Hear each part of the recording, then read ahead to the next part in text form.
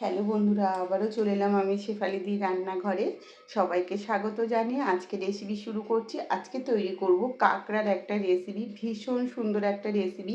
কাঁকড়া দিয়ে তৈরি করব। এই যে সমুদ্রের কাঁকড়া, এই যে দুখানা কাঁকড়া আছে। কাঁকড়াগুলো বড় সাইজ ছিল, তো দেখতে পাচ্ছ দাঁড়াগুলো দেখে, এই যে দেখেই বুঝতে পারছো কাঁকড়াগুলো কত বড়।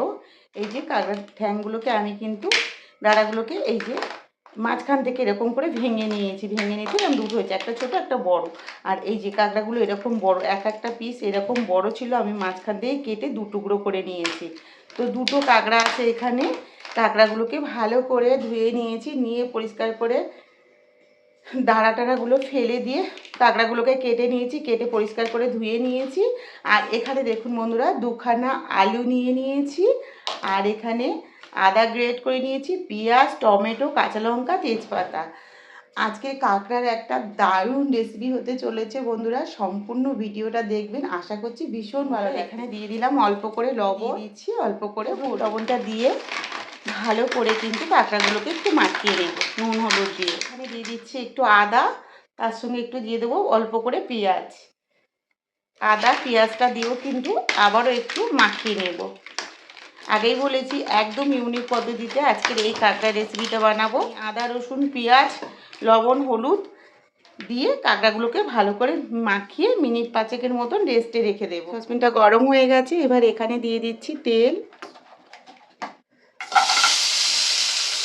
কাঁকড়াটাকে যখন নুন হলুদ মাখাবেন, দেওয়ার চেষ্টা করবেন, তাহলে কিন্তু দেখবেন কাঁকড়ার যে একটা আস্তে গন্ধ থাকে সেটা কিন্তু আর থাকবে না।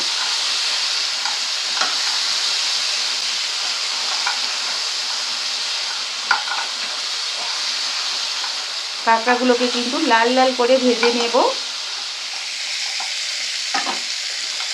দেখুন আবার একটু তেল দিয়ে দিলাম, তার সঙ্গে দিয়ে দিচ্ছি একটু হলুদ, লবণ হলুদটা তেলে ভালো করে একটু নেড়ে নেব। নিয়ে এখানে যে আলুটা নিয়েছিলাম আলুটা ভেজে নেব।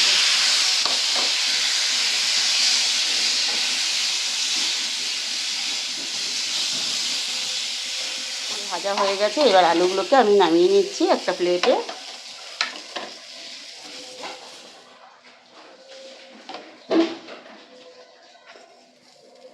ছোটো চামচের 1 চামচ কালো জিরে দিয়ে দিলাম, তার সঙ্গে দিয়ে দিচ্ছি দুটো তেজপাতা।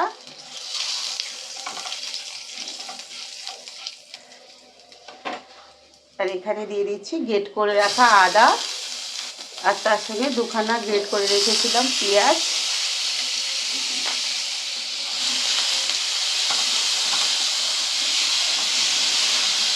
আদা আর পেঁয়াজটাকে ভালো করে একটু ভেজে নেব। এবার এখানে রেখেছিলাম দেখুন বন্ধুরা 4টে কাঁচা লঙ্কা দিয়ে দিলাম, ওটা আমি গোটাই দিয়েছি। আর তার সঙ্গে দিয়ে দিচ্ছি দুখানা টমেটো।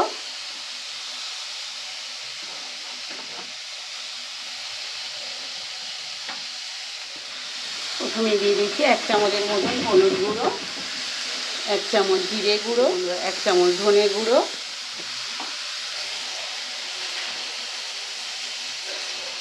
সব মশলাগুলোকে একটু কষিয়ে নেব। অল্প করে দিয়ে দেবো এখানে একটু জল।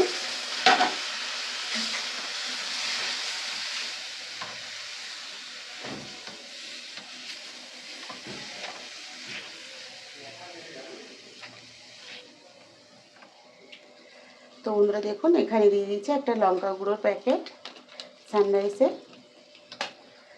এবার সব উপকরণগুলোকে একসঙ্গে কষিয়ে নেব।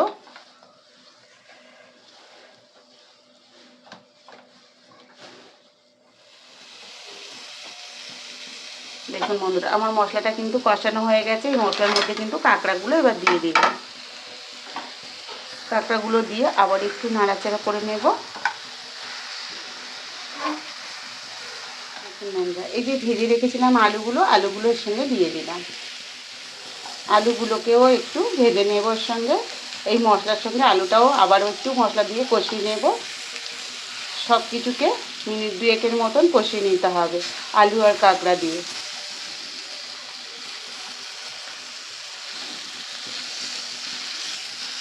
তো এখানে আমি জল দিয়ে দেবো। যে প্লেটে কাঁকড়াটা আমি ভেজে রেখেছিলাম, তো প্লেটে অনেকটাই তেল লেগে আছে, তো প্লেটটা দিয়ে এখানে একটু জল দিয়ে দিলাম।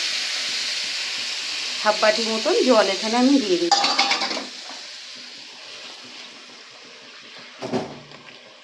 দিয়ে ভালো করে নেড়ে চতুর্দিকটা ভালো করে নেড়ে দেব। দেখুন বন্ধুরা, কাঁকড়ার কষাটা এত সুন্দর লাগছে না বন্ধুরা।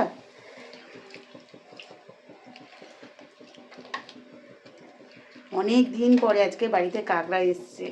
আমার ছেলেরা তো ভীষণ ভালোবাসে, আমার দুটো ছেলে তো ভীষণ ভালোবাসে ওরা কাঁকড়া খেতে। কাঁকড়া এলেই অমনি আগে বলবে, মা কাঁকড়ার কষা তৈরি করো, ঝাল ঝাল করে কাঁকড়া কষা তৈরি করো। আর এটা খেতে সবাই ভালোবাসে আমার বাড়ির।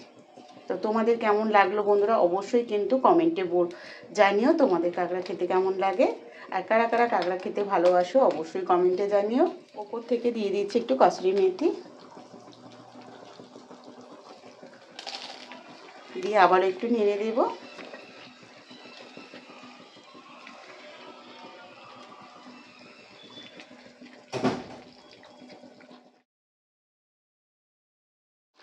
এবার আমি নামিয়ে নেব। আমার কিন্তু একদম পারফেক্ট হয়ে গেছে।